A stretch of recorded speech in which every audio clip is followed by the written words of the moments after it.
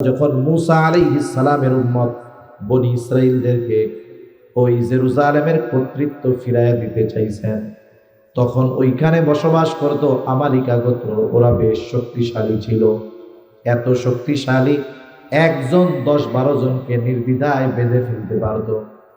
যখন মুসা আলাইহিস সালাতু ওয়াস সালাম তাদের সাথে যুদ্ধ করার নির্দেশ দিলেন, আল্লাহ তাআলার পক্ষ থেকে নির্দেশ আসছে, আপনি বনি ইসরাইলদেরকে জানায় দেন ওরা শুধু ওদের সাথে যুদ্ধ করার জন্য সামনে যাবে, শহরে ঢুকবে, আর কোনো চিন্তা নাই। ওরা যতই শক্তিশালী হোক, আমি আল্লাহ ওদের বিরুদ্ধে বনি ইসরাইলদেরকে বিজয় দান করব। যুদ্ধের আগেই যুদ্ধ জয়ের সুসংবাদ দিয়া মুসা আলাইহিস সালামকে জানায় দিলেন। আর মুসা আলাইহিস সালামও তার উম্মতদেরকে বলতেছে, ইয়া কওমি দুখুলুল আরদাল মুকদ্দাসাতাল্লাতী কাতাবাল্লাহু লাকুম ওয়ালা তারতাদ্দু আলা আদবারিকুম ফাতানকালিবু খাসিরিন। বলে, হে আমার সম্প্রদায়, ইয়া কওমি দুখুলুল আরদাল মুকদ্দাস, হে আমার সম্প্রদায়, তোমরা ওই পবিত্র জমির মধ্যে ঢুকে পড়ো। আল্লাতী কাতাবাল্লাহু লাকুম, যেই জমিনের মালিকানা আল্লাহ তাআলা তোমাদের লেখা দিয়েছে, ওই জমিনের মধ্যে ঢুকো। শুধু সামনের দিকে যাইবা, পেছনের দিকে ফিরবা না, বিজয় তোমাদেরই হবে। কারণ আল্লাতী কাতাবাল্লাহু লাকুম, আল্লাহ তাআলা ওই জমির মালিক তোমাদেরকেই বানায় দিছে, লেখা দিছে। শুধু সামনে যাবা, পেছনে হটবা না, পেছনে ফিরবে না। যদি পেছনের দিকে আসো ক্ষতিগ্রস্ত হইবা, আর যদি সামনের দিকে যাও ওই পবিত্র ভূমির মালিকানা কর্তৃত্ব আল্লাহ তোমাদেরকেই দিয়ে দিবে। তাহলে মসজিদুল আকসা তথা জেরুজালেমের ভূমিটা হলো পবিত্র ভূমি। এ ঘোষণা কার? বরকতময় ভূমি, পবিত্র ভূমি। এই জেরুজালেম মসজিদুল আকসার সাথে আমাদের সম্পর্ক কিসের? এটা হলো মুসলমানদের প্রথম কেবলা, মুসলমানদের প্রথম কেবলা। ওইদিকে ফিরেই প্রথম মুসলমানেরা নামাজ পড়ত। আব্দুল্লাহ ইবনে আব্বাস রাদিয়াল্লাহু তাআলা আনহু থেকে বর্ণিত, তিনি বলেন, কানা রাসূলুল্লাহ সাল্লাল্লাহু আলাইহি ওয়াসাল্লাম ইউসাল্লি বিমাক্কাতা নাহওয়া বাইতুল মুকদ্দাস। নবীজি যখন মক্কায় নামাজ পড়তেন, বাইতুল মুকদ্দাসের দিকে ফিরে নামাজ পড়তেন। ওয়াল কাবাতু বাইনা ইয়াদাই, আর কাবা তার আর বাইতুল মুকদ্দাসের মাঝে থাকতো। কারণ মক্কা থেকে জেরুজালেম হলো উত্তর দিকে। নবীজি কাবার দক্ষিণ পাশে দাঁড়াইয়া উত্তর দিকে মুখ করতেন, সামনে বাইতুল্লাহ থাকতো, আর তারপরে গিয়ে থাকতো হলো মসজিদুল আকসা, জেরুজালেম। এইভাবে নবীজি নামাজ পড়লেন। বা'দামা হাজারা ইলাল মাদিনাতি 16 শাহরা, এরপরে নবী হিজরত করলেন মক্কা থেকে মদিনা। মদিনাও কিন্তু মক্কা থেকে উত্তর দিকে, আর মদিনা থেকে প্রায় 1000 কিলোমিটার উত্তরে হলো মসজিদুল আকসা। এইবার নবীজি যখন বাইতুল মুকদ্দাসের দিকে ফিরে নামাজ পড়ে, বলেন তো কাবা নবীজির সামনে থাকে নাকি পেছনে পড়ে যায়? পেছনে পড়ে যায় কাবা। নবীজির অন্তরের মধ্যে তামান্না, আশা, আহারে কাবা যদি মুসলমানদের জন্য কেবলা হইতো কতই না ভালো হইতো। এভাবে নবীজির মনে তামান্না। একদিন নামাজে দাঁড়াইছেন, নামাজের মধ্যে অন্তরের মধ্যে এই কামনা বাসনা অতিমাত্রায় জাগ্রত হয়েছে। নবীজি নামাজের মধ্যে আর আকাশের দিকে তাকায়, মনের মধ্যে চিন্তা, আরে কাবা যদি মুসলমানদের কেবলা হইতো। নবীজি মুখ দিয়াও কিছু কয় না, শুধু আকাশের দিকে তাকাইতেছে। বলেন তো, দুনিয়ার মানুষ যদিও কারো খবর, অন্তরের খবর জানে না, নবীজি আকাশের দিকে কেন তাকায় দুনিয়ার মানুষ জানবে না, বুঝবে না। কিন্তু নবীজি কেন তাকায়? নবীজির মধ্যে, অন্তরের মধ্যে কি চাওয়া, দুনিয়ার কেউ জানুক আর না জানুক, যিনি জানেন, যিনি বোঝেন, তিনি কে? আল্লাহ তাআলা বলেন, قد نرى تقلب وجهك في السماء فلنولينك قبلة ترضاها। আরে আল্লাহ তো দেখতেছে, কেন আপনি উপরের দিকে তাকান? আল্লাহ তাআলা জানে, দেখে। আল্লাহ রাব্বুল আলামিন বলে, হাবিব আপনার অন্তরের মধ্যে কি চাওয়া আমার জানা আছে। কেন আপনি উপরে তাকান আমি সেটা জানি। ফালানুওয়াল্লিয়ান্নাকা কিবলাতান তারদাহা, আমি অবশ্যই অবশ্যই কিবলা পরিবর্তন করে দিব। মসজিদুল আকসার দিক থেকে আপনার কিবলা কাবার দিকে ঘুরাইয়া দিব। কেন দিব শুনেন, তারদাহা, আপনার সন্তুষ্টির জন্য, আপনার খুশির জন্য আমি আল্লাহ জেরুজালেম মসজিদুল আকসা থেকে আপনার জন্য, আপনার খুশির জন্য কাবাকে আমি আল্লাহ কিবলা বানায় দিব। নবীজির সম্মান বুঝেন। আল্লাহ তাআলা বলতেছে আপনার সন্তুষ্টির জন্য আমি কিবলা অবশ্যই পরিবর্তন করে দেব। নবীজির মনে যেটা চায় আল্লাহ সেটা পূরণ করবে বলতেছে। এখন নামাজ হয়েছে 2 রাকাত, আমরা গ্রামের ভাষায় কই না, এখন সব দেখাশোনা হয়েছে, ছেলে মেয়ের মধ্যে সব পছন্দ হয়েছে, পরিবার পছন্দ, মেয়ে পছন্দ, কুফুতে মিলছে, কথায় মিলছে, সব কিছুতে মিলছে। এখন মুরব্বীরা কয় শুভ কামে দেরি করতে নাই, শুভ কাজে কি করতে নাই, দেরি করতে নাই, কারণ এর মধ্যে কোন সময় শয়তান এসে পাল্টা দিব তার ঠিক আছে। এই জন্য পাল্টায় তো দিমই, তাহলে দেরি আর করার দরকার নেই। ফাওয়াল্লি ওয়াজহাকা শাতরাল মসজিদিল হারাম, নামাজ 2 রাকাত হইছে, তাতে কি আপনি আপনার চেহারাটাকে মসজিদুল হারামের দিকে ঘুরায় ফেলেন। বাকি 2 রাকাত নামাজ নবীজি ওই দিকে ফিরে পড়লেন। যেই জায়গায় পড়ছেন ওই জায়গায় এখন একটা মসজিদ, নাম হলো মসজিদুল কিবলাতাইন। ওই মসজিদ, ওইখানে গেলে দেখা যায় এখন কাবার দিকে ফিরে নামাজ পড়ে। আগে জেরুজালেমের দিকে ফিরে পড়তো, তার একটা চিহ্ন দেওয়া আছে। এই জন্য ওই মসজিদুল আকসা এটা হলো মুসলমানদের কিবলা, যেই দিকে ফিরে নবীজি দীর্ঘকাল নামাজ পড়েছেন। এই জন্য মসজিদুল আকসার প্রতি মানুষের মুহাব্বত থাকার কারণ হলো ওই মসজিদের সাথে আমার আপনার নবীজি এবং মুসলমানদের দীর্ঘকালের নামাজের ইবাদতের সম্পর্ক রয়েছে। এই মসজিদ হলো পৃথিবীর দ্বিতীয় মসজিদ। হযরত আবু যার গিফারি রাদিয়াল্লাহু তাআলা আনহু নবীজিকে জিজ্ঞাসা করতেছেন, আইয়ু মসজিদিন উদিয়া ফিল আরদি আউয়ালা, হে আল্লাহর রাসূল, এই পৃথিবীতে সর্বপ্রথম মসজিদ কোনটা? আল্লাহর নবী বললেন, আল মসজিদুল হারাম, মসজিদুল হারাম হলো প্রথম মসজিদ। আল্লাহ তাআলা কুরআনুল কারীমের মধ্যে বলেন, ইন্না আউওয়ালা বাইতিন উযিআ লিন-নাস লাল্লাযী বিবাক্কাতা মুবারাকান ওয়া হুদাল লিল-আলামিন। আল্লাহ তাআলা বলেন, ইন্না আউওয়ালা বাইতিন উযিআ লিন-নাস, নিশ্চয়ই মানুষের জন্য নির্মিত প্রথম ঘর কোনটা? লাল্লাযী বিবাক্কাতা মুবারাকা ওয়া হুদাল লিল-আলামিন, যেটা বাক্কায় অবস্থিত। এর মধ্যে কি আছে? মানুষের জন্য হেদায়েত এবং বরকতে ভরপুর। এই ঘর এটা হলো বাইতুল্লাহ, পৃথিবীর প্রথম মসজিদ। এরপরে জিজ্ঞাসা করা হলো, এরপরে কোনটা বানানো হয়েছে? সুম্মা আইয়ুন, এরপরে কোনটা? নবীজি বলেন, আল মসজিদুল আকসা, এরপরে বানানো হয়েছে মসজিদুল আকসা। আবু যার গিফারি প্রশ্ন করতেছে, কাম কানা বাইনাহুমা, এই দুইটার মধ্যে ব্যবধান কত বছরের? নবীজি বললেন, আরবাউনা সানা, 40 বছরের ব্যবধান। কেমনে হইল এটা? এখানে ব্যাখ্যার বিষয় হলো, কাবা ছিল নূহ আলাইহিস সালামের মহাপ্লাবনের সময় এটা একেবারে বিধ্বস্ত হয়ে গেছে, কিছুই ছিল না। রাসূল হযরত ইব্রাহিম আলাইহিস সালাম আল্লাহ তাআলার নির্দেশে যখন ওনার শিশু বাচ্চা ইসমাইল আলাইহিস সালাম ও হাজেরা আলাইহিস সালামকে নিয়ে রাইখা আসলেন ওই জনমানবহীন প্রান্তরে, যেই জায়গায় কাবা, ওই জায়গায় যখন গেছে এই জায়গায় দেখে কিছু নাই, একটু কিছু বালু ফালায় রাখলে যেমন উঁচু হয়ে থাকে এরকম একটা ডিবি, আর কিছুই নেই। ওটাই মূলত আল্লাহর ঘর ছিল। যেহেতু ওই সময় ওটা ঘরের কোনো অস্তিত্ব ছিল না, কিন্তু জায়গাটা ছিল। এই জন্য আল্লাহ তাআলা পরবর্তীতে ইসমাইল আলাইহিস সালাম যখন বড় হইলেন, ইব্রাহিম আলাইহিস সালাম আর ইসমাইল আলাইহিস সালাম মিলে দুইজনে ওই ঘরকে তৈরি করলেন। আজকে বাইতুল্লাহ যেই স্ট্রাকচার আমরা দেখি, 4 কোণার একটা ঘর, মূলত ওই ধরনেই ইব্রাহিম আলাইহিস সালাম আর ইসমাইল আলাইহিস সালাম বানাইছিলেন। তবে এখন যেইটা দেখা যায় ওই মাপটা ইব্রাহিম আলাইহিস সালামের মাপ নয়, বরং কাবাটা আরো বড় ছিল।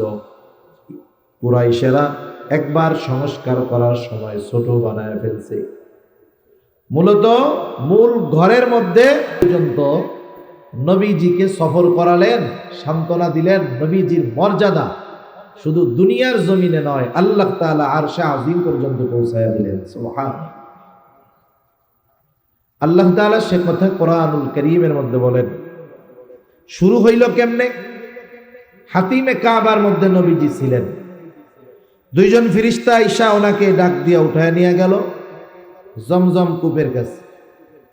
ওইখানে নিয়ে নবীজির সিনা চাক করা হলো, মানে বুক কাটা হইল, ওপেন হার্ট সার্জারি করা হইল। ওপেন হার্ট সার্জারি কেমনে করে জানেননি? এই সিনার মধ্যে থেকে কাটে। কি দিয়া কাটে জানেন? গ্রাইন্ডিং মেশিন দিয়া কাটে। লোহা কাটা মেশিন দেখছেন না? ওই ধরনের মেশিন দিয়ে এটারে কাটে। কাটার পরে এরকম ফাঁক করে কষাইয়ের মধ্যে। এরপরে মধ্য থেকে সব হাড় বের কইরা ওইগুলার পরিষ্কার যা করার দরকার করে, আবার ওইটার প্রতিস্থাপন করে দেয়। আজ থেকে 1-150 বছর আগে বলেন তো এইরকম করা সম্ভব? কেউ কল্পনা করছে? করে নাই।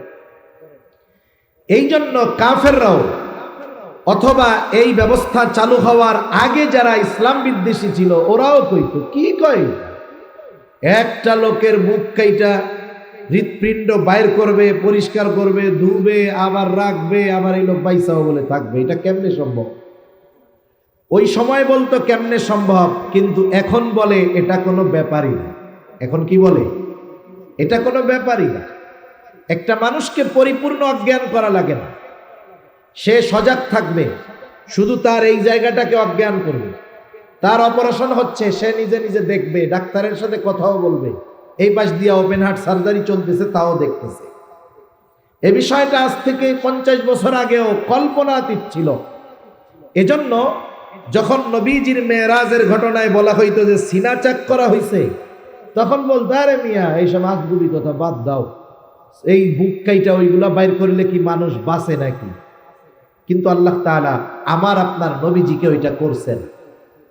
কোন কোন বর্ণনায় আসছে নবীজির এই সার্জারি, ওপেন হার্ট সার্জারি 2 বার হয়েছে। কোন কোন বর্ণনায় আসছে 3 বার হয়েছে। প্রথমবার রাসূল আকরাম সাল্লাল্লাহু আলাইহি ওয়াসাল্লাম যখন হালিমাতুস সাদিয়ার বাড়িতে ছিলেন, ওনার দুধ বোন ওনাকে নিয়ে গেছে মাঠে, ওরা ছাগল চড়াইতেছে, নবীজি এক জায়গায় বসা। হঠাৎ করে ওরা খেয়াল করতেছে আসমান থেকে 2 জন লোক নাইমা আসছে।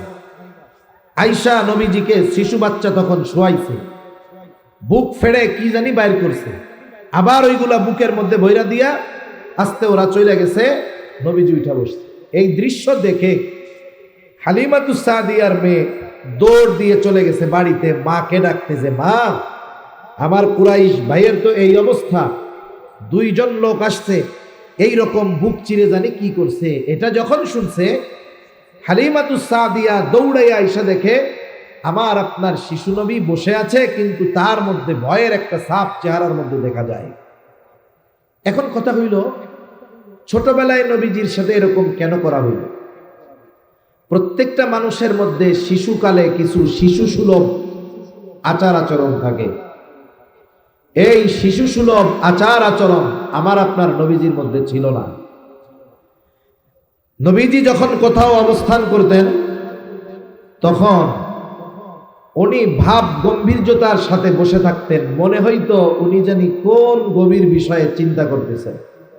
আল্লাহ তাআলা শিশুকালে সিনা চাক করার মাধ্যমে মানুষের মধ্যে শিশুকালের কিছু স্বভাব থাকে, আল্লাহ তাআলা ওই বিষয়গুলো থেকে আমার আপনার নবীজিকে মুক্ত করে রাখছেন। দ্বিতীয়বার হয়েছে, এটা যৌবনকালে হয়েছে। কেন? কারণ মানুষ যৌবনকালে যখন পদার্পণ করে, বয়সের পরিবর্তনের সাথে মানুষের চাহিদা, কথাবার্তা, ইচ্ছা এগুলো অটোমেটিকলি পরিবর্তন হয়ে যায়। একটা ছোট বাচ্চা ছোটকালে 5 টাকার খেলনা পাইলে ওর চাইতে খুশি আর কেউ নেই। আপনি ওই ছেলেটাই যখন যুবক হবে ওরে 5 টাকা দিয়ে দেখেন তো কি হবে। বয়সের সাথে, অবস্থার সাথে মানুষের চাহিদা সবকিছুর পরিবর্তন হয়। এই জন্য যৌবনকালে নবীজিকে আর একবার সিনাচাক করা হয়েছে, যাতে যৌবনকালীন কিছু বিষয় আছে ওই বিষয়গুলো থেকে আল্লাহ তাআলা ওনাকে মুক্ত রাখার জন্যই এটা করেছেন। এজন্য রাসূলুল্লাহ সাল্লাল্লাহু আলাইহি ওয়াসাল্লাম নবুয়াত প্রাপ্তির পরে যেই বিষয়গুলো শরীয়ত নিষিদ্ধ করেছে, হারাম করেছে, নবুয়াত প্রাপ্তির পরে ওই ধরনের কোনো কাজ নবুয়াতির আগেও নবীজির দ্বারা কখনো সংগঠিত হয় না। মানুষের একটা খাসলাত আছে, অভ্যাস আছে, বদ অভ্যাস। বদ অভ্যাসটা হইল, একটা মানুষ এক সময় গুনাহ করছে, পাপ করছে, করতেই পারে, গুনাহ করছে, পাপ করছে, এটা করতেই পারে। কারণ আল্লাহ তাআলার ঘোষণা হলো কেউ যদি গুনাহ করে, পাপ করে, খাসভাবে তওবা করলে মাফ করার ঘোষণা দিয়েছেন কে? আর একটু জোরে বলেন কে? বরং হাদিসে কি আসছে জানেন? হাদিসের মধ্যে আসছে, মানুষ যদি গুনাহ না করত, মানুষ যদি গুনাহ না করত, তাহলে আল্লাহ তাআলা নতুন আর এক জাতি সৃষ্টি করতেন, যাদেরকে গুনাহ করার যোগ্যতা দিতেন। শয়তানের ধোকায় পড়ে যদি তাদের গুনাহও হয়ে যেত, আল্লাহ তাআলা তারা মাফ চাইলে মাফ করে দিতেন। এজন্য স্বাভাবিক, মানুষের গুনাহ হতেই পারে, এটা স্বাভাবিক, কিন্তু মাফ চাইলে তো মাফ করার ঘোষণাও আল্লাহ তাআলা দিয়েছেন। তাহলে একটা মানুষ মন্দ ছিল, দুষ্টু ছিল, সে আল্লাহর কাছে তাওবা করছে, ক্ষমা চাইছে, দাওয়াত ও তাবলীগের মেহনতে গিয়ে ভালো হয়ে গেছে। আগে সে গান গাইতো, বিড়ি সিগারেট খাইতো, অন্যান্য খারাপ কাজ করতো, এখন সে করে না। এলাকার মানুষও জানে আগে করতো, এখন করে না। এই ভালো মানুষটা এখন তো সে ভালো, ও যদি আর একজন বিড়ি খোররে গিয়া বলে ভাই বিড়ি সিগারেট খাইয়েন না, এটা ভালো না, আমরা মানুষ কি অভ্যাস জানেন? ও তখন বলবে এত সুফিগিরি দেখাইও না, কয়দিন বাদ দিছো খাওয়া, আমি তো ডেলি 10 টাকাই, তুমি তো 40 টাকাই খা। এরকম বলার লোক তো মাশাআল্লাহ নাই। দেখেন, নবীজি নবুয়াতির পরে যেই বিষয়গুলো শরীয়ত নিষিদ্ধ করেছে, এই বিষয়গুলো নবীজি নবুয়াতির আগেও করেন না। যেমন নবুয়াতির আগে মদ খাওয়া তো হারাম ছিল, বরং নবুয়াতির পরেও কিছুকাল মদ খাওয়ার বৈধতা ছিল, হারাম ঘোষণা হয় নাই। অথচ আমার আপনার নবী হারাম হওয়ার আগের কথা তো পরে, নবুয়াতির আগেও কোনোদিন মদ ছুঁয়েও আমার আপনার নবী দেখে নাই। সুবহানাল্লাহ। গান বাদ্য এইসব শরীয়তে হারাম, কোনো সন্দেহ নেই। আমার আপনার নবী নবুয়াতির আগে কোনোদিন গানের মজলিসে পর্যন্ত বসে নাই, গান গাওয়া তো বহুদূর। নবীজি বলেন একবার, তখন উনি কৈশোরকালীন বয়সে, এক বাড়িতে গানের অনুষ্ঠান হবে, বিবাহ শাদী হবে, গানের অনুষ্ঠান হবে, নাচ গান হবে। আপনাদের সমাজে, আমাদের সমাজে এখন এই জিনিসটা অনেক জায়গায় আছে, বিবাহ শাদীতে গান বাদ্য আছে নাকি আপনাদের অঞ্চলে? এটা মূলত আবু জেহেল মার্কা কামকাজ। জাহেলিয়াতের সময়, বিবাহের সময়, এই বিবাহের মধ্যে গান বাদ্য তারা বাজে। এগুলো সামাজিক কথা, এগুলো বলার দরকার। আমি যে ওয়াজ করব তার চেয়ে সামাজিক কথা বেশি দরকার। মনে করেন বিবাহ অনুষ্ঠানে গান বাদ্য, বিবাহ কার সুন্নাত বলেন তো? আরো জোরে বলেন। বিবাহ হলো এমন একটা আমল যেটা অবস্থার আলোকে হুকুম পরিবর্তন হয়।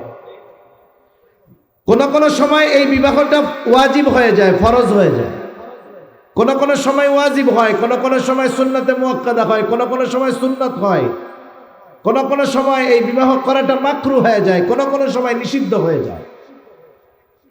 এই বিবাহ একটা ইবাদত। দুনিয়াতে কোনো ইবাদত আছে যেই ইবাদতের পদ্ধতি রাসূলুল্লাহ সাল্লাল্লাহু আলাইহি ওয়াসাল্লাম দেখায়া দেয় নাই, এমন কোন ইবাদত এই দুনিয়াতে আছে? নাই। তাহলে আমাদের সমাজে, মুসলিম সমাজে যেই বিবাহ শাদী হয়, মুসলমানদের বিবাহ শাদী কেমনে হওয়ার দরকার নবীজি মনে হয় শিখায়া যায় না আমাদের। প্রত্যেকটা ধর্মে বিবাহ আছে, প্রত্যেকটা ধর্মে বিবাহ আছে, প্রত্যেকটা ধর্মের বিবাহর রীতি নীতি পদ্ধতি আছে। হিন্দু ধর্মের বিবাহের কিছু রীতিনীতি আছে, খ্রিস্টানদের বিবাহের কিছু রীতিনীতি আছে। এখানে যদি আপনাদের আশেপাশে বৌদ্ধরা থাকে দেখবেন বৌদ্ধদের বিবাহের কিছু রীতিনীতি আছে। মুসলমানদের বিবাহের শরীয়তের নির্ধারিত কিছু রীতিনীতি আছে।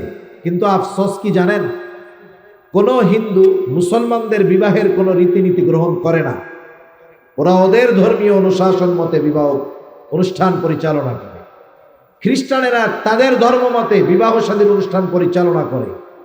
বৌদ্ধরা তাদের ধর্মের অনুসারে বিবাহ অনুষ্ঠান পরিচালনা করে। একমাত্র মুসলমান যারা সব ধর্মের সবগুলো মিলাইয়া এরপরে বিবাহ শাদীর মধ্যে অনুষ্ঠান আয়োজন করে। গায়ে হলুদ দেয় না? নাই তো আছে? কি করে এই দিন?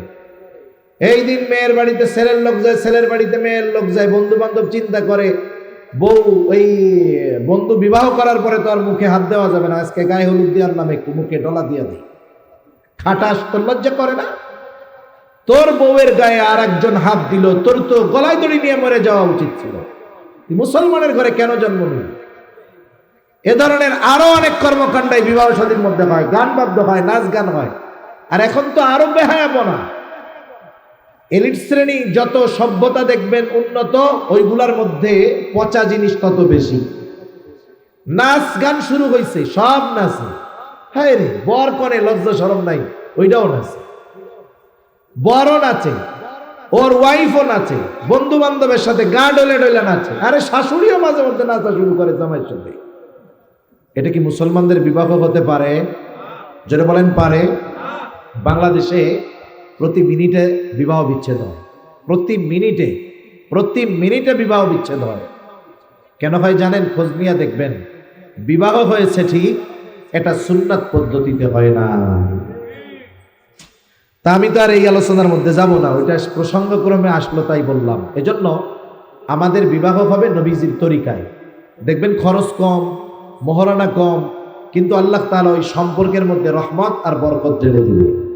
এজন্য নবীও এক হাদিসের মধ্যে বলেন, আ'যামুন নিকাহি বারাকা আইসারুহা মাউনা। যেই বিবাহে যত খরচ কম, সেই বিবাহের মধ্যে তত বরকত বেশি। এজন্য যুবক যারা আছো, তোমরা একটা ধৈর্য নিয়ে চলে আসবা, খরচ তো হইলই না, এই কাম আবার করো না। তা নবীজি বিবাহ অনুষ্ঠানে গেছেন, তিনি বলতেছেন এখন গান শুরু হবে, সবাই প্রস্তুতি নিচ্ছে। আমারেও ডাকতেছে, আসো মুহাম্মদ আসো আসো। উনি তো কিশোর তখন। নবীজি সাল্লাল্লাহু আলাইহি ওয়াসাল্লাম বলেন, ওরা যখন আমাকে ডাকতেছে গানের অনুষ্ঠান শুরু হবে, হঠাৎ আমার দু চোখ জুড়ে ঘুম চলে আসলো। আমি এমন একটা জায়গায় চলে গেলাম যেখানে কেউ নাই, আমি ওখানে শুয়ে পড়লাম, ঘুমায় গেলাম। এক ঘুমে সারা রাত অতিবাহিত হয়ে গেছে, আমি কিছুই টের পাই নাই। আমার ঘুম ভাঙলো তখন সূর্যের আলো আমার মুখের উপরে এসে পড়লো যখন। দেখেন নবীজি কৈশোরকালেই আল্লাহ তাআলা তাকে এই ধরনের বাদ্যযন্ত্র, গান, নাচ গান থেকে আল্লাহ তাআলা তাকে হেফাজত করেছে। নবীজি আর একবার বলেন, যখন কাবা ঘরের সংস্কার শুরু হলো, কুরাইশরা কাবা ঘর সংস্কার করবে, নিঃসন্দেহে মসজিদ নির্মাণ করা, মসজিদ নির্মাণে অংশগ্রহণ করা, অর্থ দিয়ে হোক, শ্রম দিয়ে হোক, মেধা দিয়ে হোক, নিশ্চয়ই এটা বড় ফজিলতের কাজ। আর যদি ওই মসজিদের কাজটা যদি হয় মসজিদুল হারাম, আল্লাহর ঘরের ওই কাজ, এটা নিঃসন্দেহে আরো বড় ফজিলতের কাজ। সবাই মিলে পরামর্শ করলো, এত বড় এক বরকতময় কাজ আমরা করব, যেই পোশাকগুলো পরে আমরা পাপ করি, অন্যায় করি, অপরাধ করি, এই পোশাকগুলো গায়ে তাইলে রাখা যাবে না। এই পোশাক গায়ে দিয়ে এই ঘরের কাজ করা যাবে না। কি করা যায়? বলে সব পোশাক খুলে ফেল, একেবারে জন্মদিনের পোশাক পইরা আমরা মসজিদ সংস্কারের কাজ করব। জন্মদিনের পোশাক চিনেন? জন্মদিনের পোশাক চিনেন না? মানে একেবারে বিবস্ত্র হয়ে আমরা কাজ শুরু করব। নবীজি বলেন, আমার পরনে লুঙ্গি। আব্বাস রাদিয়াল্লাহু তাআলা আনহু নবীজিকে বলতেছে, ও মুহাম্মদ, সকলে পোশাক খুলে ফেলতেছে, তুমিও খুলে ফেলো। নবীজি বলেন, এই কথা বলার সাথে সাথে আমি চিন্তা করলাম খুলতে হবে, সাথে সাথে আমি অজ্ঞান হয়ে জমিনের উপরে পড়ে গেলাম। তাদের কাজ শেষ হইল, এরপরে আমার হুঁশ ফিরল। দেখেন, ফরজ পরিমাণ ঢেকে রাখা, নাভি থেকে হাঁটু পর্যন্ত ঢেকে রাখা মুসলমানের ছেলেদের জন্য ফরজ। সতর ঢেকে রাখা ফরজ। নবীজি যদি সতর খুলতেন, ওই কাফেররা কাফেররা তখন বলতো, মুহাম্মদ তুমিও তো আমাদের সাথে ওই রকম এক সময় করছিলা। নবীজিকে এই কথাটাও যেন কেউ না বলতে পারে, এই জন্য নবীজি নবুয়াতি পাওয়ার পর যেই বিষয়গুলো শরীয়ত নিষিদ্ধ করেছে, ওই ধরনের বিষয় থেকে নবুয়াতির আগেই আল্লাহ তাআলা আমার আপনার নবীজিকে হেফাজত করেছে। তাহলে নবীজির চরিত্র নবুয়াতির আগেও যেমন ছিল, পরেও তেমন ছিল। রাসূলুল্লাহ সাল্লাল্লাহু আলাইহি ওয়াসাল্লামের যৌবনকালে এই জন্য সিনা চাক করা হলো, যাতে যৌবনকালীন কোনো প্রভাব তার মধ্যে না পড়ে। এরপরে মেরাজের সময় আবার পুনরায় সিনা চাক করার কারণ হলো, একটা মানুষ দুনিয়ার জগতে একরকম, কিন্তু সফরটা হবে ঊর্ধ্ব আকাশে। ওইখানে যাওয়ার জন্য বিশেষভাবে তাকে প্রস্তুত করতে হবে। আপনারাও জানেন, অনেক সময় পৃথিবী থেকে মানুষ মহাকাশে যায়, মহাকাশে লোক পাঠায় নাসা। কেউ যদি যেতে চায়, এই রকম না আপনার মন চাইছে আপনি ঢাকা যাবেন, কক্সবাজার গেলেন, ফ্লাইটের টিকিট কাটলেন, আস্তে কইরা উইঠা চলে গেলেন বিমানে ঢাকা, এটা হবে না। টাকা থাকলেই মনে চাইলেই মহাকাশে চলে যাওয়া যাবে না, বরং মহাকাশে পাঠানোর আগে নাসার তত্ত্বাবধানে দীর্ঘ সময় আপনার ট্রেনিং হবে। কারণ এই জায়গার অবস্থা আর মহাকাশের অবস্থা এক নয়। ওইখানে আপনি যেটাকেই রাখবেন সেটাই শূন্যে ভেসে থাকবে, আপনিও শূন্যে ভেসে থাকবেন। তাহলে কেমনে খাবেন, কেমনে চলবেন, কেমনে জরুরত সারবেন, সবগুলোর ট্রেনিং দেওয়ার দরকার আছে না নাই? যখন ট্রেনিং শেষ হয়, এরপরে মহাকাশে পাঠানো হয়। নবীজিকে আল্লাহ তাআলা সপ্ত আকাশ পাড়ি দিয়ে আরশে আজিমের মেহমান বানাবেন। এত লম্বা সফর, এর জন্য নবীজিকে আল্লাহ তাআলা ওই সময় সিনা চাকের মাধ্যমে ঊর্ধ্বলোকে ভ্রমণের উপযুক্ত করে তুললে। এইবার শুরু হলো সফর। প্রথম হইছে জমিন থেকে জমিনে, এরপরে জমিন থেকে আরশে আজিম, আসমান। সফর শুরু হলো। আল্লাহ তাআলা বলেন, সফর শুরু হবে কিসে? বলে বোরাকে। বোরাক কি? আমরা আগে ছোটবেলায় দেখতাম, এখন আছে কিনা জানি না, মাহফিল টাহফিলে পোস্টার পাওয়া যেত, বোরাকের পোস্টার দেখছেন নি? বোরাক আমাকে এই অনেক সময় ঢাকার মধ্যে গাড়ির নামও আছে বোরাক, এখনো আছে বোরাক পরিবহন। বোরাক বানাইছে কেমনে? সাদা একটা ঘোড়া দিছে, এর দুইটা ডানা দিছে, মানুষের মধ্যে একটা মাথা লাগায় দিছে, আবার মাথাটা লাগাইছে মাইয়া গো মাথা, লেখা দিছে এটা বলে বোরাক। নাউজুবিল্লাহ বলে। বোরাক কি এরকম ছিল নাকি? বোরাক হলো গাধার চেয়ে ছোট, খচ্চরের চাইতে বড়। এই দুইটার মাঝামাঝি সাইজের ছিল বোরাক। বোরাকের গতি কত ছিল? নবীজি বলেন, বোরাকের গতি প্রতি পদক্ষেপে, প্রতি ধাপে বোরাক দৃষ্টিসীমার শেষ প্রান্ত পর্যন্ত পৌঁছায়া যাইতে পারত। অনেকে কয় বোরাকের গতি হইল বারকুন, মানে বিদ্যুৎ। বিদ্যুতের গতি হইল সেকেন্ডে 1,86,000 মাইল।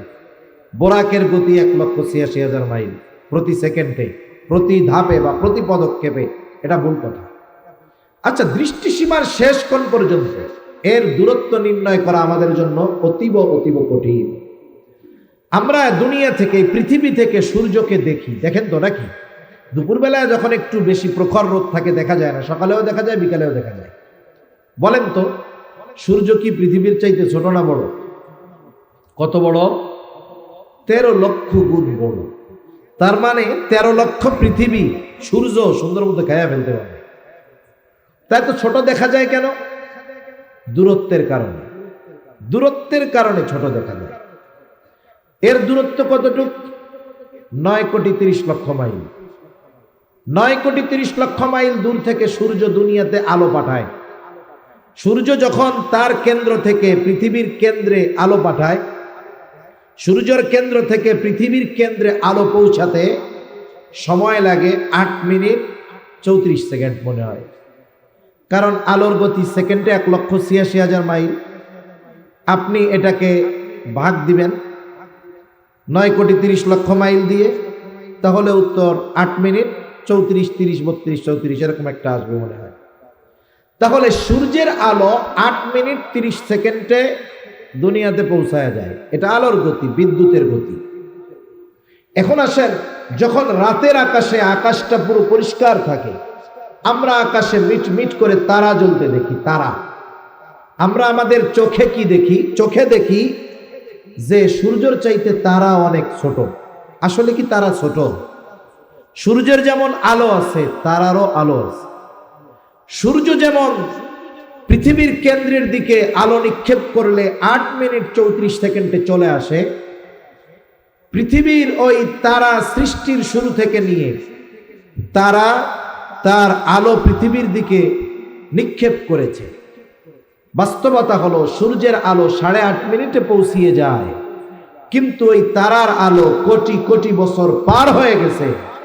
এখনো সেকেন্ডে 1,86,000 মাইল গতিতে পৃথিবীর দিকে আলো ছুটে আসছে। কোটি কোটি বছর পার হয়ে গেছে, এখনো একটা তারকার আলো পৃথিবীর কেন্দ্রতে পৌঁছাইতে পারে নাই। সুবহানাল্লাহ। তাহলে এই তারকা কত দূরে, এটা কি মানুষের নির্ণয় করা সম্ভব? এখন এই তারকা কত বড়? যেই সূর্যটা পৃথিবীর চাইতে 13 লক্ষ গুণ বড়, এই মহাকাশের সবচাইতে ছোট যেই তারকাটা, ওইটার মধ্যে পৃথিবীর চাইতে বড় 13 লক্ষ গুণ সূর্যের মতো মিলিয়ন মিলিয়ন সূর্য ওই ছোট্ট তারকাটা খেয়ে ফেলতে পারবে। সুবহানাল্লাহ। তাহলে এক একটা তারকার বিশালতা কত, কত জায়গা নিয়ে এক একটা তারকা আছে। এখন আকাশে কি তারকা একটা দুইটা নাকি? এর হিসাব দুনিয়ার কোনো বিজ্ঞানী করতে পারবে না। অগণিত ওই রকম বড় বড় তারকা আছে। এখন আসেন, এই তারকাগুলো আছে কোথায়? এই তারকাগুলো আছে প্রথম আসমানের নিচে। এর দ্বারা দুই একটা প্রশ্নের জবাব আমাদের চলে আসবে। আল্লাহ তাআলা বলেন, ইন্না যায়্যানাস সামাদ দুনিয়া বিজিনাতিল কাওয়াকিব। আল্লাহ রাব্বুল আলামিন বলেন, আমি পৃথিবীর আকাশকে নক্ষত্রপুঞ্জ দ্বারা সুসজ্জিত করেছি। তার মানে আমরা যত তারকা দেখি সব প্রথম আসমানের নিচে। এই তারকার হিসাব দুনিয়ার কোনো বিজ্ঞানী বিজ্ঞান দিতে পারবে না। এত এত তারকা, সুবিশাল তারকা আল্লাহ তাআলা প্রথম আসমানের নিচে রেখেছেন। ওই কাফেররা, ইসলাম বিদ্বেষীরা এক সময় বলতো, এত দূর বোরাক কেমনে গেল, কেমনে যাওয়া সম্ভব? অনেক প্রশ্নের জবাব, যেমন আমরা ওই ছোটবেলায় ওয়াজ শুনতাম, যেই লোকটা ইমানদার, যারা পরিমাণ ইমান নিয়ে মরতে পারবে, যাকে আল্লাহ ছোট জান্নাত দিবে, তার জান্নাতের পরিধিটাও হবে কমপক্ষে এই দুনিয়ার 10 গুণ। শুনছেন না? এটা তো নতুন হাদিস না, 1,500 বছর ধরে আমরা শুনে আসছি, আমাদের পূর্ববর্তী প্রজন্মরা শুনেছে। তখন ওই নাস্তিকেরা তখনও ছিল, বলতো, দেখ হুজুরে বলে কি, আমরা মানুষের স্লোগান দেই 2টার বেশি নয়, একটা হইলে ভালো হয়। আবার এই 2টার বেশি যেন না হয়, এর জন্য যা কিছু দরকার সবগুলা ফ্রিতে দেই। কেন দেই? বলে লোক বাইরে গেলে থাকার জায়গার অভাব হয়ে যাবে, খাবারের অভাব হবে, দুনিয়াতে বসবাসের জায়গা কমে যাবে। আবার এই হুজুররা কি ওয়াজ শোনায়, আমরা দেখি জায়গা সংকট হয়ে যাইতেছে। হুজুররা কয় এরা নাকি মরার পরে সবচাইতে ছোট যে পাবে সেও দুনিয়ার 10 গুণ পরিমাণ একটা জান্নাত পাবে। এটা আগে বলতো, কিন্তু এখন এই কথা বিজ্ঞানী স্বীকৃতি দেয়। আল্লাহ তাআলা আকাশ একটা সৃষ্টি করেন নাই, 7 স্তর বিশিষ্ট সৃষ্টি করেছেন। বাকি 6টার কথা বাদ দেন, আল্লাহ তাআলা প্রথম আসমানের নিচে এত জায়গা রাখছে। তিনি যদি তার কোনো বান্দাকে এই দুনিয়ার 10 গুণ পরিমাণ নয়, 10,000 গুণ পরিমাণও এক একটা জান্নাত দেয়, প্রথম আসমানের নিচে যেই জায়গা আছে ওই জায়গাটাই শেষ হবে না। এখন আসেন, দুনিয়া থেকে কোটি কোটি আলোকবর্ষ মাইল, এখন আবার কইতে পারে আলোকবর্ষ মাইল কারে বলে? আলোকবর্ষ মাইল হইল, এখান থেকে আপনি ছোটা শুরু করবেন, আপনার গতি হবে সেকেন্ডে 1,86,000 মাইল। এই গতিতে 1 বছরে আপনি যত দূর অতিক্রম করতে পারবেন ওটাকে বলা হয় 1 আলোকবর্ষ। 1 আলোকবর্ষ। আমরা যেই তারকাগুলো দেখি এগুলো কোটি কোটি আলোকবর্ষ মাইল দূরে। এগুলাও তাহলে আমাদের দৃষ্টিসীমার শেষ প্রান্ত নয়, বরং আমাদের দৃষ্টিসীমার শেষ প্রান্ত আরো দূরে। আল্লাহ তাআলা ওই বুরাককে এমন পাওয়ার দিয়েছে যে ও এক স্টেপ যখন যায় দৃষ্টিসীমার শেষ পর্যন্ত পৌঁছায়া যায়। আল্লাহ তাআলা যদি চান এটা অসম্ভব কোনো কিছু নয়, অবিশ্বাসের কোনো কিছু নাই। যাই হোক, এইবার নবীজি বুরাকে সফর শুরু করলেন। সফর প্রথমে হবে ইসরা, মানে যেই ভ্রমণটা জমিন থেকে জমিনে, ওটা হলো ইসরা। আল্লাহ তাআলা সেই কথা বলেন, সুবহানাল্লাযী আসরা বিআবদিহি লাইলাম মিনাল মাসজিদিল হারামি ইলাল মাসজিদিল আকসা আল্লাযী বারাকনা হাওলাহু লিনুরিয়াহু মিন আয়াতিনা। পূত পবিত্র মহান সত্তা তিনি, যিনি তার বান্দাকে মসজিদুল হারাম থেকে মসজিদে আকসা পর্যন্ত রাত্রিকালীন ভ্রমণ করিয়েছেন। লাইলাম মিনাল মসজিদিল হারামি ইলাল মসজিদিল আকসা। মসজিদুল আকসা এটা আবার কি বলে? আল্লাযী বারাকনা হাওলাহু, যার চতুর্পাশকে তিনি বরকতময় করেছে। মসজিদুল আকসার আশেপাশের জায়গাগুলো সব বরকতময়। যেখানে মসজিদুল আকসা এরিয়াটা কোন পর্যন্ত, আপনারা যদি কেউ বর্তমান সময়ের ছবি দেখে থাকেন দেখবেন ওই মসজিদ এরিয়ার চারদিক দিয়ে উঁচু দেওয়াল দেওয়া আছে, ওইটারে বলা হয় ওল্ড সিটি। এই গোটা অংশটা, গোটা চত্বরটাকেই মসজিদুল আকসা বলা হয়। যেমন আপনাদের মসজিদ, মসজিদের সামনে যে ফাঁকা জায়গা বা চত্বর থাকে এটারেও কিন্তু বলে ওই জায়গায় যদি কেউ দাঁড়ায় থাকে, মসজিদের ভিতরে ঢুকে নাই, ওই জায়গায় দাঁড়ায় আছে, কই আসস? আমি মসজিদে আছি, ভেতরে কিন্তু নাই। এই চত্বরটাও এর অন্তর্ভুক্ত। যেমন হারামের এরিয়া, কেউ যদি মসজিদুল হারামে নামাজ পড়ে একেবারে ইমামের সাথে সামনের কাতারে গিয়ে পড়ে, বাইতুল্লাহর একেবারে সামনে পড়ে, তার যে সওয়াব হবে গোটা হারামের এরিয়ার মধ্যে যদি নামাজ পড়ে জামাতে, ওই সওয়াবটাই। আল্লাহ রাব্বুল আলামিন বললেন আল্লাযী বারাকনা হাওলা। আল্লাহ তাআলা বলেন যিনি মসজিদুল আকসার আশপাশকে বরকতময় করেছেন, রাত্রিকালীন এই ভ্রমণ কেন করাইলেন?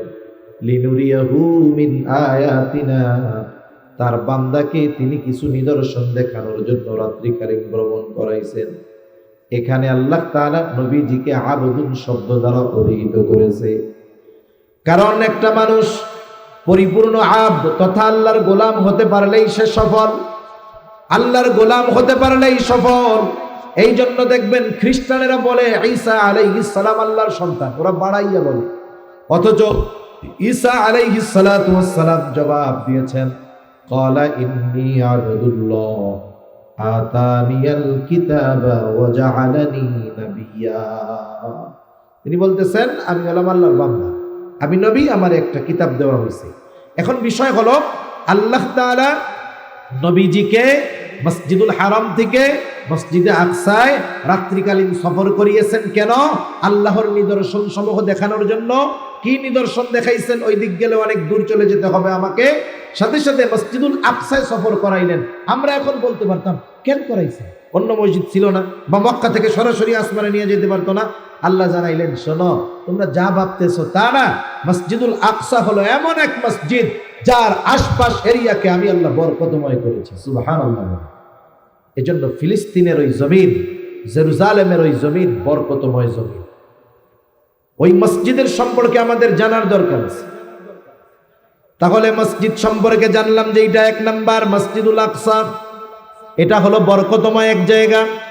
2 নাম্বার ওই জেরুজালেমের জমিন, আল্লাহ রাব্বুল আলামিন ওটাকে বলেছেন পবিত্র ভূমি, পবিত্র জমিন। আল্লাহ তাআলা যখন মূসা আলাইহিস সালামের উম্মত বনি ইসরাইলদেরকে ওই জেরুজালেমের কর্তৃত্ব ফিরাইয়া দিতে চাইছেন, তখন ওইখানে বসবাস করত আমালিকা গোত্র, ওরা বেশ শক্তিশালী ছিল। এত শক্তিশালী, একজন 10-12 জনকে নির্দ্বিধায় বেঁধে ফেলতে পারত।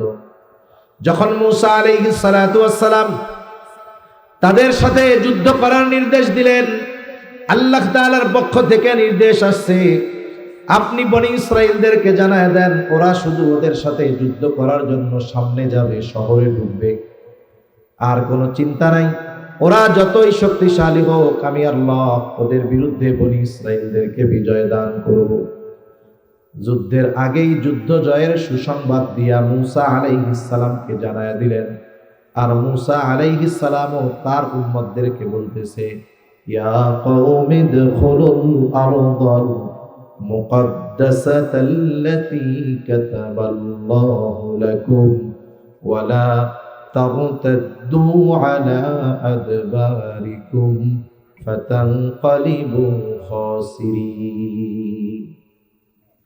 বলে, হে আমার সম্প্রদায়, ইয়া কওমি দুখুলুল আরদাল মুকদ্দাস, হে আমার সম্প্রদায়, তোমরা ওই পবিত্র জমির মধ্যে ঢুকে পড়ো। আল্লাতী কাতাবাল্লাহু লাকুম, যেই জমিনের মালিকানা আল্লাহ তাআলা তোমাদের লেখা দিয়েছে, ওই জমিনের মধ্যে ঢুকো। শুধু সামনের দিকে যাইবা, পেছনের দিকে ফিরবা না, বিজয় তোমাদেরই হবে। কারণ আল্লাতী কাতাবাল্লাহু লাকুম, আল্লাহ তাআলা ওই জমির মালিক তোমাদেরকেই বানায় দিছে, লেখা দিছে। শুধু সামনে যাবা, পেছনে হটবা না, পেছনে ফিরবে না। যদি পেছনের দিকে আসো ক্ষতিগ্রস্ত হইবা, আর যদি সামনের দিকে যাও ওই পবিত্র ভূমির মালিকানা কর্তৃত্ব আল্লাহ তোমাদেরকেই দিয়ে দিবে। তাহলে মসজিদুল আকসা তথা জেরুজালেমের ভূমিটা হলো পবিত্র ভূমি। এ ঘোষণা কার? বরকতময় ভূমি, পবিত্র ভূমি। এই জেরুজালেম মসজিদুল আকসার সাথে আমাদের সম্পর্ক কিসের? এটা হলো মুসলমানদের প্রথম কেবলা, মুসলমানদের প্রথম কেবলা। ওইদিকে ফিরেই প্রথম মুসলমানেরা নামাজ পড়ত। আব্দুল্লাহ ইবনে আব্বাস রাদিয়াল্লাহু তাআলা আনহু থেকে বর্ণিত, তিনি বলেন, কানা রাসূলুল্লাহ সাল্লাল্লাহু আলাইহি ওয়াসাল্লাম ইউসাল্লি বিমাক্কাতা নাহওয়া বাইতুল মুকদ্দাস। নবীজি যখন মক্কায় নামাজ পড়তেন, বাইতুল মুকদ্দাসের দিকে ফিরে নামাজ পড়তেন। ওয়াল কাবাতু বাইনা ইয়াদাই, আর কাবা তার আর বাইতুল মুকদ্দাসের মাঝে থাকতো। কারণ মক্কা থেকে জেরুজালেম হলো উত্তর দিকে। নবীজি কাবার দক্ষিণ পাশে দাঁড়াইয়া উত্তর দিকে মুখ করতেন। সামনে বাইতুল্লাহ থাকতো, আর তারপরে গিয়ে থাকতো হলো মসজিদুল আকসা, জেরুজালেম। এইভাবে নবীজি নামাজ পড়লেন। বাদামা হাজারা ইলাল মাদিনাতি 16 শাহরা, এরপরে নবী হিজরত করলেন মক্কা থেকে মদিনা। মদিনাও কিন্তু মক্কা থেকে উত্তর দিকে, আর মদিনা থেকে প্রায় 1000 কিলোমিটার উত্তরে হলো মসজিদুল আকসা। এইবার নবীজি যখন বাইতুল মুকদ্দাসের দিকে ফিরে নামাজ পড়ে, বলেন তো কাবা নবীজির সামনে থাকে নাকি পেছনে পড়ে যায়? পেছনে পড়ে যায় কাবা। নবীজির অন্তরের মধ্যে তামান্না, আশা, আহারে কাবা যদি মুসলমানদের জন্য কেবলা হইতো কতই না ভালো হইতো। এভাবে নবীজির মনে তামান্না। একদিন নামাজে দাঁড়াইছেন, নামাজের মধ্যে অন্তরের মধ্যে এই কামনা বাসনা অতিমাত্রায় জাগ্রত হয়েছে। নবীজি নামাজের মধ্যে আর আকাশের দিকে তাকায়, মনের মধ্যে চিন্তা, আরে কাবা যদি মুসলমানদের কেবলা হইতো। নবীজি মুখ দিয়াও কিছু কয় না, শুধু আকাশের দিকে তাকাইতেছে। বলেন তো, দুনিয়ার মানুষ যদিও কারো খবর, অন্তরের খবর জানে না, নবীজি আকাশের দিকে কেন তাকায় দুনিয়ার মানুষ জানবে না, বুঝবে না। কিন্তু নবীজি কেন তাকায়? নবীজির মধ্যে, অন্তরের মধ্যে কি চাওয়া, দুনিয়ার কেউ জানুক আর না জানুক, যিনি জানেন, যিনি বোঝেন, তিনি কে? আল্লাহ তাআলা বলেন, قد نرى تقلب وجهك في السماء فلنولينك قبلة ترضاها। আরে আল্লাহ তো দেখতেছে, কেন আপনি উপরের দিকে তাকান? আল্লাহ তাআলা জানে, দেখে। আল্লাহ রাব্বুল আলামিন বলে, হাবিব আপনার অন্তরের মধ্যে কি চাওয়া আমার জানা আছে, কেন আপনি উপরে তাকান আমি সেটা জানি। ফালানুওয়াল্লিয়ান্নাকা কিবলাতান তারদাহা, আমি অবশ্যই কিবলা পরিবর্তন করে দিব। মসজিদুল আকসার দিক থেকে আপনার কিবলা কাবার দিকে ঘুরাইয়া দিব। কেন দিব শুনেন, তারদাহা, আপনার সন্তুষ্টির জন্য, আপনার খুশির জন্য আমি আল্লাহ জেরুজালেম মসজিদুল আকসা থেকে আপনার জন্য, আপনার খুশির জন্য কাবাকে আমি আল্লাহ কিবলা বানায়া দিব। নবীজির সম্মান বুঝেন। আল্লাহ তাআলা বলতেছে আপনার সন্তুষ্টির জন্য আমি কিবলা অবশ্যই পরিবর্তন করে দেব। নবীজির মনে যেটা চায় আল্লাহ সেটা পূরণ করবে বলতেছে। এখন নামাজ হয়েছে 2 রাকাত, আমরা গ্রামের ভাষায় কই না, এখন সব দেখাশোনা হয়েছে, ছেলে মেয়ের মধ্যে সব পছন্দ হয়েছে, পরিবার পছন্দ, মেয়ে পছন্দ, কুফুতে মিলছে, কথায় মিলছে, সব কিছুতে মিলছে। এখন মুরব্বীরা কয় শুভ কামে দেরি করতে নাই, শুভ কাজে কি করতে নাই, দেরি করতে নাই। কারণ এর মধ্যে কোন সময় শয়তান এসে পাল্টা দিব তার ঠিক আছে, এই জন্য পাল্টায় তো দিমই, তাহলে দেরি আর করার দরকার নেই। ফাওয়াল্লি ওয়াজহাকা শাতরাল মসজিদিল হারাম, নামাজ 2 রাকাত হইছে, তাতে কি আপনি আপনার চেহারাটাকে মসজিদুল হারামের দিকে ঘুরায় ফেলেন। বাকি 2 রাকাত নামাজ নবীজি ওই দিকে ফিরে পড়লেন। যেই জায়গায় পড়ছেন ওই জায়গায় এখন একটা মসজিদ, নাম হলো মসজিদুল কিবলাতাইন। ওই মসজিদ, ওইখানে গেলে দেখা যায় এখন কাবার দিকে ফিরে নামাজ পড়ে। আগে জেরুজালেমের দিকে ফিরে পড়তো, তার একটা চিহ্ন দেওয়া আছে। এই জন্য ওই মসজিদুল আকসা এটা হলো মুসলমানদের কিবলা, যেই দিকে ফিরে নবীজি দীর্ঘকাল নামাজ পড়েছেন।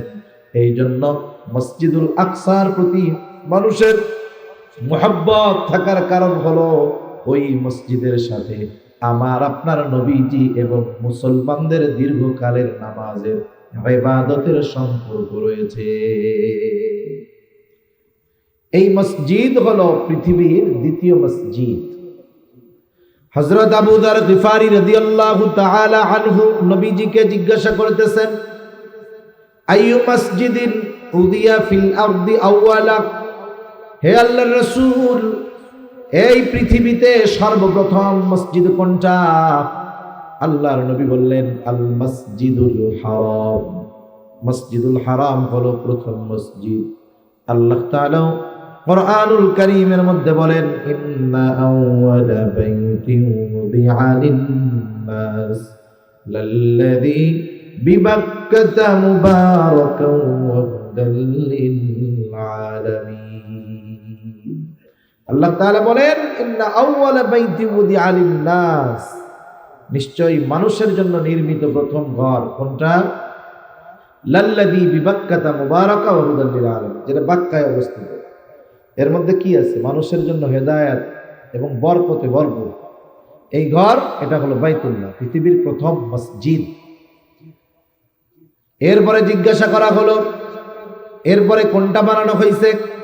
সুম্মা আইয়ুন, এরপরে কোনটা? নবীজি বলেন, আল মসজিদুল আকসা, এরপরে বানানো হয়েছে মসজিদুল আকসা। আবু যার গিফারি প্রশ্ন করতেছে, কাম কানা বাইনাহুমা, এই দুইটার মধ্যে ব্যবধান কত বছরের? নবীজি বললেন, আরবাউনা সানা, 40 বছরের ব্যবধান। কেমনে হইল এটা? এখানে ব্যাখ্যার বিষয় হলো, কাবা ছিল নূহ আলাইহিস সালামের মহাপ্লাবনের সময়, এটা একেবারে বিধ্বস্ত হয়ে গেছে, কিছুই ছিল না।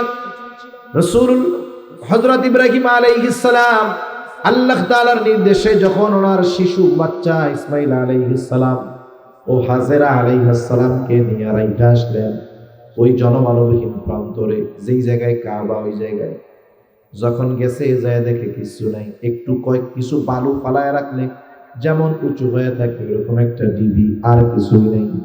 ওটাই মূলত আল্লাহর ঘর ছিল। যেহেতু ওই সময় ওটা ঘরের কোনো অস্তিত্ব ছিল না, কিন্তু জায়গাটা ছিল। এই জন্য আল্লাহ তাআলা পরবর্তীতে ইসমাইল আলাইহিস সালাম যখন বড় হইলেন, ইব্রাহিম আলাইহিস সালাম আর ইসমাইল আলাইহিস সালাম মিলে দুইজনে ওই ঘরকে তৈরি করলেন। আজকে বাইতুল্লাহ যেই স্ট্রাকচার আমরা দেখি, 4 কোণার একটা ঘর, মূলত ওই ধরনেই ইব্রাহিম আলাইহিস সালাম আর ইসমাইল আলাইহিস সালাম বানাইছিলেন। তবে এখন যেইটা দেখা যায় ওই মাপটা ইব্রাহিম আলাইহিস সালামের মাপ নয়, বরং কাবাটা আরো বড় ছিল। কুরাইশেরা একবার সংস্কার করার সময় ছোট বানায় ফেলছে। মূলত মূল ঘরের মধ্যে হাতিমে কাবা যেটাকে বলা হয় ওটাও ছিল না। হাতিমে কাবা আবার কোনটা? হাতিমে কাবা হইল, আপনারা ছবির মধ্যে দেখছেন না, কাবা ঘরের পাশেই একটা বেকার দেওয়াল আছে, দেখছেন নি? কাবা ঘরের ছবি দেখেন নাই? দু একজন আছেন এরকম, আছেননি? আমার তারা একটু দেখতে মন চাইতেছে। কাবা ঘর দেখেন নাই, বাস্তবে দেখা হয় নাই, ছবিতেও দেখেন নাই, এরকম কেউ আছেন? মাশাআল্লাহ, সবাই দেখছে। একটু খেয়াল দিয়ে মাঝে মধ্যে তাকাইলেন, আর মাঝে মধ্যে আল্লাহর কাছে বললেন, আল্লাহ মরার আগে একবার হইলেও ওই ঘরের কালো গেলাপটা ধরার তৌফিক দিও। এ নসিব যদি না হয় তাহলে এটা আমাদের জন্য বড় দুর্ভাগ্যের বিষয়। দোয়া করার দরকার, সাথে সাথে চেষ্টা করার দরকার। এই ঘরের পাশে দেখবেন একটা গোল দেয়ালের মতো, ওই দেয়ালের ভিতরের অংশ, যেই অংশটা কাবার দিকের সাথে, ওই দেয়ালের ভিতরের অংশটা ওটাও মূল কাবার অংশ। এখন কেউ যদি ওই দেয়ালের ভিতরে গিয়ে বাইতুল্লাহর যেই চার কোনা ঘর ওইটারে পেছনে দিয়ে সামনের দিকে নামাজ পড়ে, তার নামাজও হয়ে যাবে, কারণ ওইটা মূল ঘরের অংশ। এটা কুরাইশরা যখন সংস্কার করছে তখন অর্থের অভাবে ওই অংশটুকুর কাজ আর করে নাই, ওইটুকু বাহিরেই ছিল। নবীজি আয়েশা সিদ্দিকা রাদিয়াল্লাহু তাআলা আনহাকে বলতেন যে, আয়েশা, আমার মন চায় আমি কাবাকে ইব্রাহিমী স্ট্রাকচারে ফিরায় আনি। ইব্রাহিমী স্ট্রাকচার কেমন ছিল? চারকোনা ঘর ছিল। এখন তো দেখেন না, অনেক বড় দেওয়ার পরে দরজা দিছে 6 ফিট উপরে। ওই সময় এরকম ছিল না, দরজা ছিল জমিনের সাথে সমতলে, 2টা দরজা ছিল, 2টা দরজা। কাবার মধ্যে মূল যখন ওই গিলাফ পাল্টায় তখন খেয়াল করলে দেখবেন একটা দরজার চিহ্ন এখনো পাওয়া যায়, ইট দিয়ে গাইতে রাখছে। ওই যে 2 দরজা ছিল, কি হইতো, মানুষ একটা দিয়ে ঢুকতো আর একটা দিয়ে বাইরে হইতো। এরা করলো কি, আস্তে কইরা ওই দরজাটার উপরে দিল, একটা দরজা ফুল বন্ধ করে দিল, একটা দরজা খোলা রাখলো। কেন? যাতে যার মন চায় সে জানি কাবা ঘরের মধ্যে যাইতে না পারে। এই জন্য ওই সিস্টেম কুরাইশরা করছিল। সাথে সাথে একটু ছোট বানায় ফেলছে। নবীজি বললেন, আমার চায়, মন চায় কাবার দরজা একেবারে সমতলে দিয়ে দিব, 2 দরজা দিব, আর যেটুক পুরো আকৃতি ওইটারে পুরো বানায় দিব। আয়েশা সিদ্দিকা রাদিয়াল্লাহু তাআলা আনহা বলেন, তাইলে আপনি করেন না কেন? বলে, করি না একটু ফিতনার আশঙ্কায়। কারণ এই কাবার ওই আকৃতি পরবর্তীতে পরিবর্তন করতে গিয়ে বিশাল লম্বা ইতিহাস ঘটে গেছে। হাজ্জাজ বিন ইউসুফ গণহত্যা ঘটাইছে, আব্দুল্লাহ ইবনে জুবাইরকে নৃশংসভাবে হাজ্জাজ বিন ইউসুফ শহীদ করছে।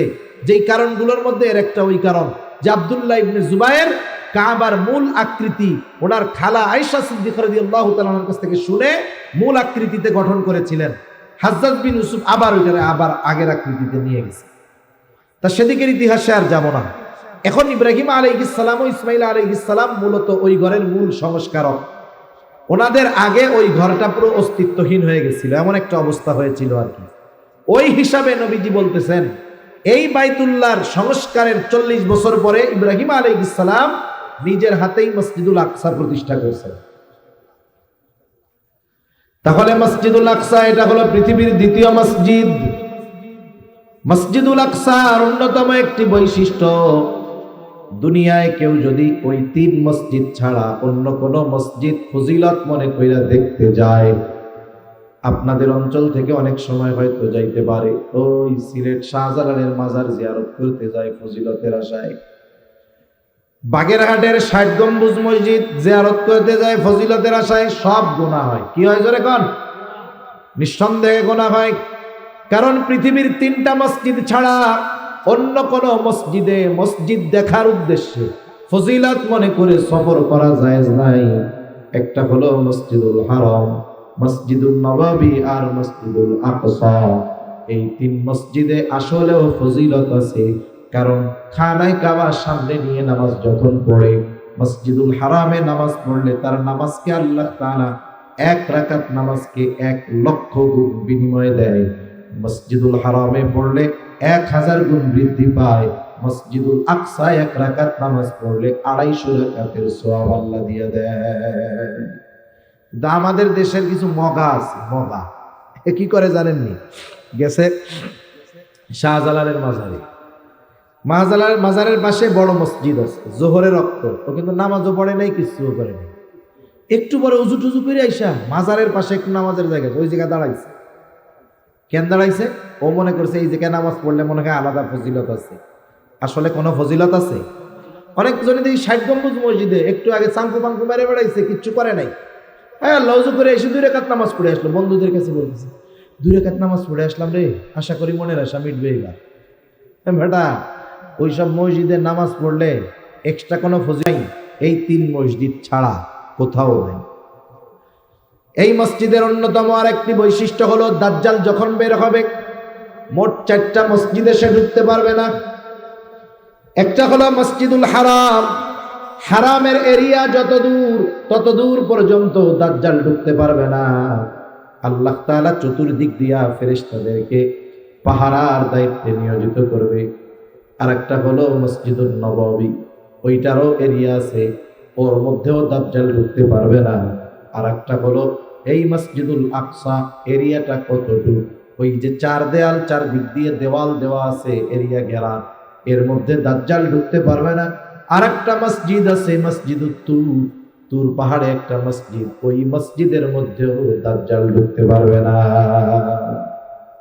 আরো বৈশিষ্ট্য আছে। কি বৈশিষ্ট্য? এই মসজিদ হলো এমন মসজিদ যেই মসজিদে আল্লাহ রাব্বুল আলামিন দুনিয়ার সব নবীদেরকে একত্রিত করেছে মেরাজের দিন। যখন এই দুনিয়ার সফরে, ইসরার সফরে সব কিছু দেখা টেখা আমার আপনার নবী মসজিদুল আকসায় গেলেন। ওইখানে একটা পাথর ছিল, ওই পাথর একটা ছিদ্র করা পাথর, ওই পাথরের মধ্যে বাহনের দড়ি ঢুকাইয়া আম্বিয়া আলাইহিস সালাম তাদের বাহনকে বাঁধা রাখতেন। নবীজি ওই পাথরের সাথে ওনার বাহন বুরাককে বাঁধা রাখলেন। এবার ওযু করলেন, ওযু করার পরে মসজিদুল আকসার মধ্যে ঢুকলেন। সব নবীদেরকে আল্লাহ তাআলা ওইখানে একত্রিত করেছে, সকলে দাঁড়ায় অপেক্ষা করতেছে। নবীজিও ঢুকলেন মসজিদে। এইবার নামাজ পড়ানো হবে, সবাই নামাজের জন্য তৈরি। ইমামের খবর নেই, ইমাম কই, ইমাম কই? সবাই আছে, আদম আলাইহিস সালাম আছে, ইউসুফ আলাইহিস সালাম আছে, ইব্রাহিম আলাইহিস সালাম আছে, ইমাম কই? জিবরাইল আলাইহিস সালাম নবীজিকে সামনে বাড়ায় দিয়া বললেন, আজকে এই জামাতের ইমামতি করবেন আপনি। এই জন্য আমার আপনার নবী শুধু নবী না, ইমামুল আম্বিয়া, সব নবীদেরও নবী আমার আপনার নবী, নবীদেরও নবী আমার আপনার নবী। এইবার নবীজি 2 রাকাত নামাজের ইমামতি করলেন। এখান থেকেই আমার আপনার নবীজির, এই মসজিদ থেকেই আমার আপনার নবীজির মেরাজের সফর শুরু হয়েছে। মেরাজের সফর শুরু হয়েছে এখান থেকে। আমি আর বেশি সময় কষ্ট দিব না আপনাদের। এমনিও যে শীত আমার লাগতেছে আলহামদুলিল্লাহ, আপনারা আর বসে আছেন তো আমি তো অবাক হইতেছি। নিচেও ঠান্ডা, উপরেও ঠান্ডা, ডাইনে বামে সব ঠান্ডা, আমার নাক দিয়ে মোটামুটি পানি ঝরতেছে আর কি। এখন মেরাজের সফর শুরু হয়েছে। যেই বাহন একবারে দৃষ্টিসীমার শেষ প্রান্তে তার প্রতিটা ধাপ গিয়ে পড়ে। নবীজি পৌঁছায় গেছেন প্রথম আসমানের দরজা। প্রত্যেকটা আসমানের দরজা আছে, আসমানে প্রত্যেকটা ব্যক্তির জন্য দরজা আছে। এখন আসমানের দরজায় পাহারায় নিয়োজিত আছে ফেরেশতারা। দরজা আওয়াজ করছে জিবরাইল আলাইহিস সালাম, কে? মুহাম্মদুর রাসূলুল্লাহ সাল্লাল্লাহু আলাইহি ওয়াসাল্লাম। এই তো তারা অভিবাদন, শুভেচ্ছা, স্বাগতম দিয়া টিয়া দরজা খুলে দিছে। প্রথম আসমানে সাক্ষাৎ হয়েছে আদম আলাইহিস সালাতু ওয়াস সালামের সাথে। প্রথম আসমানে আদম আলাইহিস সালাম অভিবাদন জানিয়েছেন, আমার আপনার নবীজির জন্য তিনি দোয়া করছে। নিচে নামাজ হইছে কিন্তু কথা হয় নাই। উপরে যখন গেছেন ওইখানে কথাও হইছে। এইবার নবীজি আবার দ্বিতীয় আকাশের দিকে সফর শুরু করলেন। ওইভাবে দরজা খুলে দেওয়া হলো। দ্বিতীয় আসমানে আমার আপনার নবীকে ইউসুফ এবং ঈসা ও ইয়াহইয়া আলাইহিস সালাম, এই 2 জন খালাতো ভাই, একজন একজনের খালাতো ভাই, এই 2 নবী আমার আপনার নবীজিকে অভিবাদন জানাইলেন। ওখান থেকে তৃতীয় আসমান দরজা খোলা হলো, স্বাগতম জানানো হলো। তৃতীয় আসমানে ইউসুফ আলাইহিস সালাম আমার আপনার নবীজিকে অভিবাদন জানাইলেন। নবীজি দুনিয়ায় আইসা ইউসুফ আলাইহিস সালামের সৌন্দর্যের প্রশংসা করছে। ওখান থেকে চতুর্থ আসমান, দরজা খোলা হলো। ইদ্রিস আলাইহিস সালাম আমার আপনার নবীজিকে অভিবাদন জানাইলেন। এরপরে পঞ্চম আসমান হযরত হারুন আলাইহিস সালাম আমার আপনার নবীজিকে অভিবাদন জানাইলেন। ষষ্ঠ আসমানের দরজা খোলা হলো, মুসা আলাইহিস সালাম অভিবাদন জানাইলেন। এবার সপ্তম আসমানের দরজা খোলা হলো। সপ্তম আসমানে আছে বাইতুল মামুর, একেবারে কাবার বরাবর সপ্ত আকাশে আছে একটা মসজিদ বাইতুল মামুর। দুনিয়ায় যেমন তাওয়াফ চলে ওইখানেও তাওয়াফ চলে, ওইখানে তাওয়াফ করে ফেরেশতারা। এখন ফেরেশতার সংখ্যা কত? হাদিসের মধ্যে আসছে, এই প্রশ্নের জবাবে নবীজি বলেন এইভাবে সপ্ত আকাশের উপরে একেবারে বাইতুল্লাহ বরাবর একটা মসজিদ আছে, ওইটার নাম হলো বাইতুল মামুর।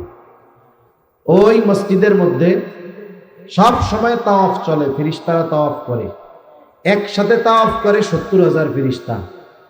একদল ফেরেশতা তাওয়াফ কইরা বের হইছে তো শেষ। আমাকে তো টাকা পয়সা থাকলে বারবার উমরায় যাওয়া যাইব, বারবার হজে যাওয়া যাইব, ওই জায়গায় আর ওই কাম নাই। ওই 70,000 যে একবার তাওয়াফ করছে কিয়ামতের আগে আর সিরিয়াল পাবে না। সুবহানাল্লাহ। তাহলে সংখ্যা কত এর হিসাব একমাত্র কে জানে? আল্লাহ তাআলা জানে। ওই জায়গায় বাইতুল মামুরে হেলান দিয়ে বসে আছে কে? ইব্রাহিম আলাইহিস সালাতু ওয়াস সালাম। এইবার জিবরাইল আলাইহিস সালাম একেবারে শেষ প্রান্তে নিয়ে গেলেন, সীমান্তের বড়ই গাছের কাছে। এরপরে কি আছে? জিবরাইল আলাইহিস সালামের যাওয়ার অনুমতি নাই। ওই জায়গায় আমার আপনার নবী জিবরাইল আলাইহিস সালামকে দ্বিতীয়বার তার সশরীরে দেখছে। একবার দেখছে হেরা গুহায়, আর একবার দেখছে এই জায়গায়। প্রথমবার দেখা ভয় লাগছে, দ্বিতীয়বার ভয় লাগলেও আগে একবার দেখার কারণে টেনশন নাই। ইনদা সিদরাতিল মুনতাহা ইনদাহা জান্নাতুল মাওয়া, এটা সীমান্তের বড়ই গাছ আর জান্নাতুল মাওয়ার কাছে এটা। এখন সফর কোথায়, গন্তব্য কোথায়? জিবরাইল আলাইহিস সালাতু ওয়াস সালাম বলে, ইয়া রাসূলুল্লাহ, আমি এই পর্যন্ত আপনার রাহবার ছিলাম, আমার সীমানা শেষ, আমি এই পর্যন্তই আসতে পারি, এরপর আমার যাওয়ার কোনো অনুমতি নাই। এইবার আল্লাহর নবীকে আল্লাহ তাআলা বিশেষ বাহনে কইরা নিয়ে গেলেন, রফরফে কইরা নিয়ে গেছে। কত কাছে নিছে? একেবারে ফাকানা কাবা কাউসাইনি আও আদনা, এক ধনুক পরিমাণ দূর অথবা তার চাইতে আরো কাছে। আল্লাহ তাআলা এতটা নিকটে নিয়ে গেছে আমার আপনার নবীজিকে। এক ধনুকটা এরকম না, এক ধনুক পরিমাণ দূরত্ব অথবা তার চেয়েও আরো কাছে আল্লাহ তাআলা আমার আপনার নবীজিকে নিয়ে গেছেন। ওইখানে নিয়ে গেছেন, লম্বা কথা, মোট কথা হইল সর্বশেষ আমাদের জন্য আল্লাহ তাআলা 50 ওয়াক্ত নামাজ হাদিয়া দিচ্ছে। কয় ওয়াক্ত নামাজ? 50 ওয়াক্ত নামাজ। 50 ওয়াক্ত নামাজ আল্লাহ হাদিয়া দিচ্ছে। হাদিয়া নিয়ে নবীজি চলে আসতেছে। অনেকে আছে না, যা দিছে কিছু কয় না, চলে আসছে। পারবে কি পারবে না উম্মত ওইটা আর বলে নাই কিছু। এখন মুসা আলাইহিস সালামের সাথে দেখা, বলতেছে কি দিল আল্লাহ দিয়া? 50 ওয়াক্ত নামাজ। কই শুনেন, আমি তো উম্মত চড়াইয়া আসছি, আপনার উম্মত 50 ওয়াক্ত নামাজ পড়তে পারবে না, আপনি কমাইয়া নিয়ে আসেন। নবীজি গেছেন, 5 ওয়াক্ত কমছে, আবার আসছে, কত হয়েছে? 45। কাজ হবে না, আবার যান। এভাবে 9 বার যাওয়া আসা কইরা লাস্টে 5 রাকাতে এসে ঠেকছে, 5 ওয়াক্তে এসে ঠেকছে। এবার মুসা আলাইহিস সালাম বলে, আপনি আবার যান, আরো কমান। মনে মনে অনেকে কইব গেলেই তো ভালো হইব, কোনো মতে খালি সপ্তাহে একদিন থাকলে তো আর আমার অসুবিধা ছিল না, ঠিক না? খুব মজা হইতো না? এখন নবীজি বলতেছে আমার যাইতে লজ্জা লাগতেছে, আমি আর যাব না। আল্লাহ তাআলা বললেন, হাবিব 5 ওয়াক্ত নামাজই আপনার উম্মত পড়বে, তবে আমি বলছি তো 50। আমি কি বলছি? 50। আরে ওয়াক্ত কমায়া দিলাম, কিন্তু সওয়াবের ক্ষেত্রে আমি আল্লাহ কমাবো না। আপনার উম্মত 5 ওয়াক্ত নামাজ পড়বে, 5 ওয়াক্ত নামাজ পড়ার কারণে কমপক্ষে 50 ওয়াক্তের সওয়াব সে পেয়ে যাবে। সুবহানাল্লাহ। এজন্য দুইটা বিষয় নিয়ে আমি আপনাদের খেদমতে কথা বলতে চাচ্ছিলাম। লম্বা ব্যাখ্যা বিশ্লেষণ করলে আরো অনেক মজার মজার কথা বলা যাইত। আমি দুইটা মূল কথা বলার জন্য এই কথাগুলো বলছি। একটা হলো মেরাজ। দেখবেন আপনাদের এলাকায় হবে কি হবে না জানি না, শহরেও এখন এরকম আছে। এই 27শে রজব যখন কাছাকাছি আসবে, পোলা পান্ডে পাঠাবে মহিলারা, একটু হুজুরের কাছে শুনে তো মেরাজের রোজা কয়টা রাখতে হয়? মনে হয় আপনাদের এলাকার ইমাম সাহেবদের কাছে আসে না, মনে হয় না, আসলে তো ভালো, বুঝলাম ভালো, শহরে এখনো আসে, মহিলারা পাঠায়। তুমি জিজ্ঞেস করি তো হুজুর মেরাজের রোজা কয়টা রাখতে হবে? আরে মেরাজের কোনো রোজা নেই, মেরাজের কোনো কি নাই, রোজা নেই। এখন আরেক দল আসবে, একটু জিজ্ঞেস করতো মেরাজের নামাজ কোন কোন সূরা দিয়ে পড়তে হয়? এগুলো তো হাদিসেই নাই, হুজুর ভাইবে কোথায়? এগুলো আছে মকসুদুল মুমিনের মধ্যে। এগুলো মুমিনের ঈমান আরো নষ্ট করে। একটা হাদিস বানায় রাখছে মন গড়া, কোনো ভিত্তি নেই, কিচ্ছু নাই, লেখা থাকে সহিহুল মুসলিম। আসলে আসলে গোটা মুসলিম জ্ঞান, গোটা সিয়াসিত্তা খুঁজা ওই হাদিস পাওয়া যায়। এজন্য মেরাজ উপলক্ষে কোনো ইবাদত নাই।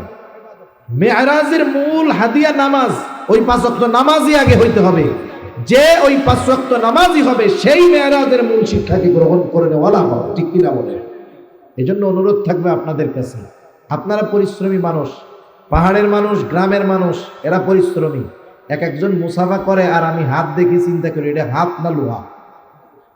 এই পরিমাণ পরিশ্রম আপনারা করেন, আর আপনারা যদি 5 ওয়াক্ত নামাজ পড়তে কষ্ট হয়, তাহলে এটা বড় লজ্জার বিষয়, এটা বড় কষ্টের বিষয়। সেজন্য শত ব্যস্ততা থাক, আমরা আল্লাহর দেওয়া এই হাদিয়া 5 ওয়াক্ত নামাজ, শত ব্যস্ততা হোক, কষ্ট হোক, ছাড়বো না ইনশাআল্লাহ।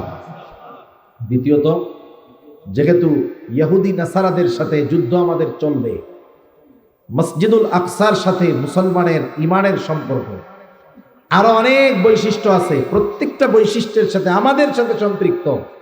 এজন্য ইহুদিরা দাবি করে ওইটা আমাদের, খ্রিস্টানরাও দাবি করে আমাদের, কারণ ঈসা আলাইহিস সালামের জন্ম হয়েছে না ওই জায়গায়।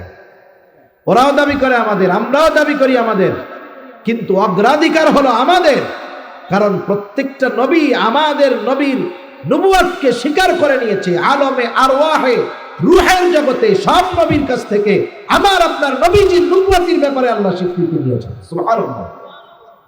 আল্লাহর নবী বলেন, যদি ইহুদিদের নবী মুসা আলাইহিস সালাম আমি থাকা অবস্থায় বেঁচে থাকতো, তাহলে সে আমার শরীয়তকে গ্রহণ করত। সেজন্য মসজিদুল আকসার কর্তৃত্ব, অধিকার উম্মতে মুহাম্মাদির বেশি, ঠিক কিনা বলেন? এজন্য এই মসজিদুল আকসার প্রতি আমাদের মোহাব্বত, ভালোবাসা থাকতে হবে। ঘরের মধ্যে নায়ক নায়িকার প্লেয়ারগো ছবি টানায় না, সুন্দর একটা বড় বাইতুল্লাহর ছবি আনবেন, এরপরে মদিনার একটা ছবি রাখবেন, সবুজ গম্বুজের সুন্দর করে একটা ছবি, আর একটা ছবি রাখবেন মসজিদুল আকসার। ছোট বাচ্চারা কি করে, একটু দেখলেই জিজ্ঞেস, আম্মু এটা কি, ওইটা কি, আম্মু এটা কি? আপনি নিজে এই 3 মসজিদের সংক্ষিপ্ত ইতিহাস জেনে রাখবেন। আপনারা জিজ্ঞাসা করছে আম্মু এই কালাটা কি, আপনি বুঝাবেন যে দেখো আমরা এই ঘরটার দিকেই ফিরে নামাজ পড়ি, এই ঘরটায় আমাদের দেশ থেকে পশ্চিম দিকে, ওই দিকে ফিরে ছাড়া নামাজ পড়া যায় না। ওই জায়গায় জানো নামাজ পড়লে কি হয়? 1 রাকাত পড়লে আল্লাহ তাআলা 1 লক্ষ গুণের সওয়াব দেয়। আপনি ওর মনে ওইটার প্রতি আগ্রহ বাড়াবেন, এভাবে বলে বলে আপনার বলার ভঙ্গিমায় ওর অন্তরে কামনা তৈরি হবে যে আমাকে ওইখানে যেতে হবে। তুমি জানো এই কার ঘর? এটা আল্লাহর ঘর। ওইখানে কি আছে জানো? এখানে হজরে আসওয়াদ আছে, জানো আব্বু আম্মু? ওইটাতে কেউ যদি চুমা দেয় আল্লাহ তাআলা তার সব গুনাহ মাফ করে দেয়। ওখানে মাকামে ইব্রাহিম আছে। আপনি এই বৈশিষ্ট্যগুলো তাকে বলবেন, সে জানবে, তার হৃদয়ের মধ্যে ওইটার ভালোবাসা পয়দা হবে। মসজিদে নববীর ব্যাপারে বলবেন, সবুজ গম্বুজ দেখায় বলবেন, তুমি জানো আব্বু এটা কি? এর ঠিক নিচেই তোমার আমার নবীজি শুয়ে আছে। তুমি জানো আমরা এখান থেকে সালাম দেই, আর তুমি যদি ওইখানে গিয়ে নবীজিকে সালাম দাও, নবীজি সরাসরি তোমার সালামের জবাব দিবে। তাকে আগ্রহী করে তুলবেন যে তুমি যদি সেই রকম মানুষ হতে পারো, তাহলে নবীজির সালামের জবাবের আওয়াজ তুমি নিজ কানে শুনতে পারবা ইনশাআল্লাহ। এই যে তার মধ্যে একটা আগ্রহ তৈরি করবে। মসজিদুল আকসার ইতিহাস বলবেন, এর উপরে যারা জুলুম করতেছে তাদের এই জুলুমের ইতিহাস শোনাবেন, যাতে ওই জালেমদের ব্যাপারে ওই শিশু মনে অন্তরে ওদের প্রতি ঘৃণা পয়দা হয় এবং ওই মসজিদুল আকসার প্রতি তার মহব্বত পয়দা হয়। এগুলো আমাদের করতে হবে। তা না হলে কি হবে জানেন? আগামী প্রজন্ম মসজিদুল আকসা চিনবে না। আগামী প্রজন্ম ভুলে যাবে এগুলো, যেই মসজিদের সাথে আমাদের ইবাদতের সম্পৃক্ততা, যেই মসজিদের সাথে আমাদের এত ফজিলতের সম্পর্ক, এটা আমাদের পরবর্তী প্রজন্ম জানবে না। এজন্য আমরা এই পদক্ষেপগুলো নিব, মসজিদুল আকসার ভালোবাসা অন্তরে ঢুকাবো এবং মেরাজের যেই হাদিয়া, এই হাদিয়া যেহেতু আল্লাহ দিছেন, যথাযথভাবে এই হাদিয়ার ব্যবহার আমরা করবো ইনশাআল্লাহ। করা যাবে তো? আল্লাহ সুবহানাহু ওয়া তাআলা আমাদের সবাইকে কথাগুলো বুঝবার, আমলের কথাগুলো আমলে পরিণত করার তৌফিক দান করুন। সকলে বলি আমিন। ওয়া আখিরু দাওয়ানা আলহামদুলিল্লাহি রাব্বিল আলামিন। বলবে দোয়া করে দেব, দুরূদ শরীফ পড়ি।